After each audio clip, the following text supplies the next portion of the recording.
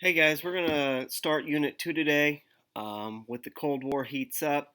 We've got these two PowerPoints I'm going to cover for the next 2 weeks. So first off, with the Cold War heats up, the conflict between the United States and the Soviet Union after World War II is known as the Cold War. It's more of an ideology. There wasn't really an actual war between the Soviet Union and the United States. We were kind of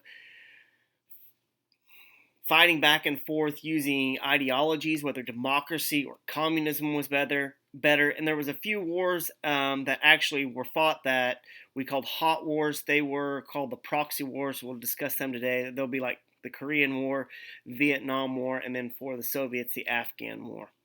What we're going to learn today, what the Cuban Missile Crisis was, how did the Soviet Union deal with resistance in Eastern Europe, and what were the results of the U.S. proxy wars, and how did the relationship between the United States and the USSR or the Soviet Union change during the Cold War. Now,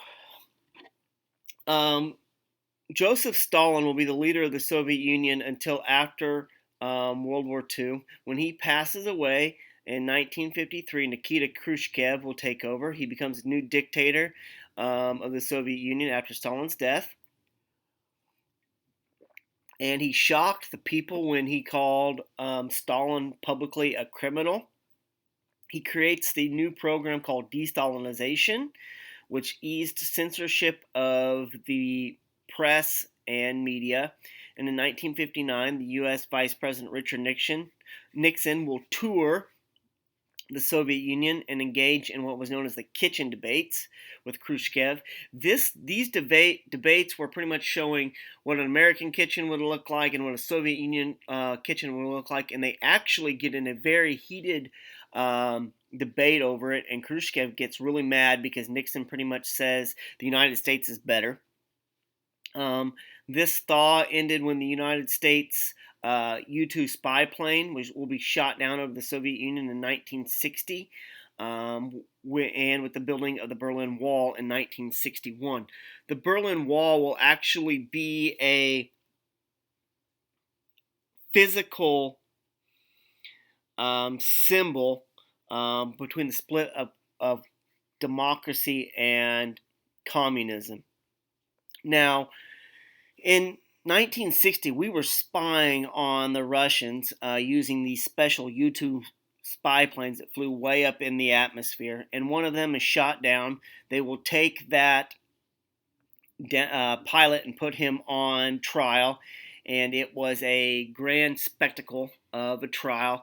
He actually the pilot gets sentenced to prison in Siberia, but we will trade him for a Russian spy that we catch on American soil. So that will kind of end out good for us. You can kind of look through the pictures there. You see Nixon and Khrushchev debating over the kitchens and so forth. There's what the U-2 spy plane would look like. Now, in 1962, there will be an event in Cuba. Cuba had been overran by a guy by the name of Fidel Castro, and he moved Cuba from being a democratic nation into a communist nation. And we were really scared of having a communist nation only 90 miles from the United States. The Cold War almost becomes a hot war and a nuclear war during what is known as the Cuban Missile Crisis, where we find the Russians were putting nuclear missiles on Cuba. In 1959, Fidel Castro overthrows the oppressive Cuban government and made Cuba a communist dictatorship. Castro will become allies of the Soviet Union and very good friends with Khrushchev. Seeking to overthrow Castro, President Kennedy funded a secret invasion of Cuban exiles in 1961 called the Bay of Pigs. And we wanted to overthrow Castro. The CIA trains these Cuban exiles to go in and overthrow him. The mission fails horribly, and Castro is really paranoid after that. He seeks out Soviet help, and that is when they will start bringing the missiles in. In retaliation, Castro allows the Soviet Union to build nuclear missile bases in Cuba. Kennedy responded with a naval blockade of Cuba and demanded Khrushchev to remove the missiles. For 13 days, it was extremely tense in both the United States and the Soviet Union. We were afraid that it might actually lead to a war. And if it did lead to a war, we were afraid that nuclear weapons would be used. Kennedy, instead of opting for an invasion of Cuba, chooses to put a blockade around the island and not let any goods in and out until the issue of the Cuban Missile Crisis was solved. You can look through there, you can see the map of where the Soviets are putting all the missiles in Cuba. On the brink of nuclear war, Khrushchev backed down and removed the missiles, but he won a secret pledge from Kennedy not to invade Cuba and also to remove the U.S. missiles from Turkey. We had missiles in Turkey that could have struck the Soviet Union. Now, we tell Khrushchev that we are going to remove those missiles if he removes his from Cuba, but we kind of tricked him a little bit because those missiles that were in Turkey were obsolete anyways, and we were going to take them out. So we made him believe that we were going to remove them just because we wanted the missiles out of Cuba, but we were going to remove them anyways.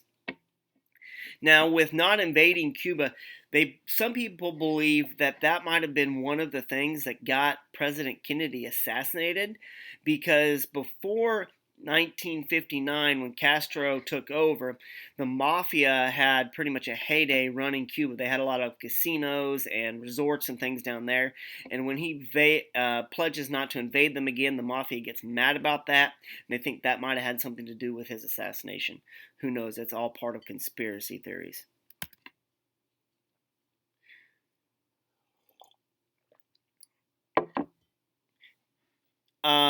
Soviet oppression.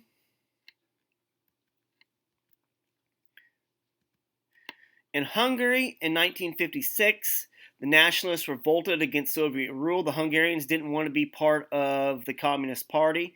The Hungarians ended one-party rule and withdrew from the Warsaw Pact and rebelled Soviet troops. In response, Khrushchev sent troops and tanks to crush the revolt, killing thousands. That's one of the first times that the Soviets will go in and pretty much use their military and their strong-arm tactics to suppress these communist nations that they had under their rule.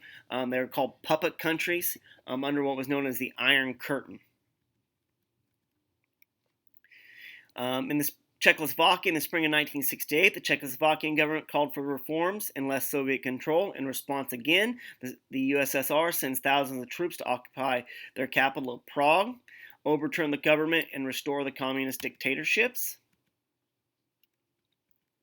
So not once but twice they will use their military to restore communist regimes within Eastern Europe. And that's it for today. We're kind of out of time. I'm trying to keep these videos on a time slot. So we will pick back up tomorrow with the proxy wars and the second part of this PowerPoint. I hope everybody's doing great out there. We will talk to you tomorrow. Bye.